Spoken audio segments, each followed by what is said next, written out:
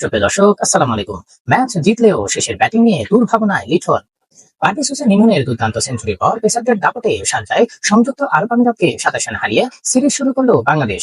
শনিবার 17 মে শারজার ক্রিকেট স্টেডিয়ামে প্রথম টি-20তে টস হেরে ব্যাট করতে নেমে 20 ওভারে 7 উইকেটে 191 রান তোলে লিটন দাসের দল। জবাবে নির্ধারিত ওভারে 8 উইকেটে 164 রানে থেমে যায় আমিরাতের ইনিংস। ফলে সফরকারীরা জয় পায় 27 রানে। ম্যাচ জিতলেও শেষের ব্যাটিং নিয়ে দুর্ভাবনার কথা বললেন লিটন কুমার দাস।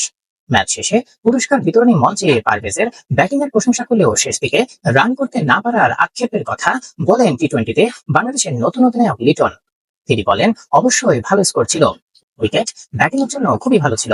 পারভেজ হোসেন ইমন যেভাবে ব্যাটিং করেছে খুবই দারুণ ছিল, তবে আমাদের আরো ভালোভাবে শেষ করতে হবে, কারণ শেষ 3 ওভারে আমরা তেমন বেশি রান করতে পারিনি। 200 পুঁজি নিয়েও এক পর্যায়ে চাপে পড়ে গিয়েছিল বাংলাদেশ। মোহাম্মদ ওয়াসিম ও রাহুল চোপড়ার দারুণ জুটির পর ক্রিজে গিয়ে আসিফ খান ঝড় তুললে আধিপত্য দেখাতে শুরু করে স্বাগতিকরা। 13 ওভারে তাদের সংগ্রহ দাঁড়ায় 3 উইকেটে 131 রান। জয়ের জন্য 42 বলে প্রয়োজন ছিল আর 61 রান। সেখান থেকে ঘুরে দাঁড়িয়ে শেষ 7 ওভারে আর মাত্র 33 রান দিয়ে বাকি 7 উইকেট নিয়ে নেয় বাংলাদেশ। লিটন জানালেন, বোলারদের উপর সবসময় বিশ্বাস ছিল তার।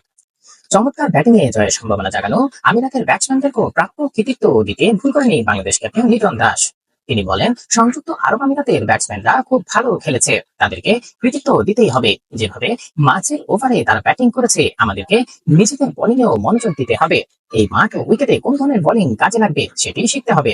বোলারদের প্রশংসা ছিল অধিনায়কের কণ্ঠে। তিনি বলেন, অবশ্যই আত্মবিশ্বাস পরের ম্যাচের জন্য নেব। যেভাবে সবাই বোলিং করেছে, স্থির থেকেছে, মাঝের ওভারগুলোতে মনে হচ্ছিল 50-50, তবে যেভাবে সব বোলার বোলিং করেছে দুর্দান্ত ছিল।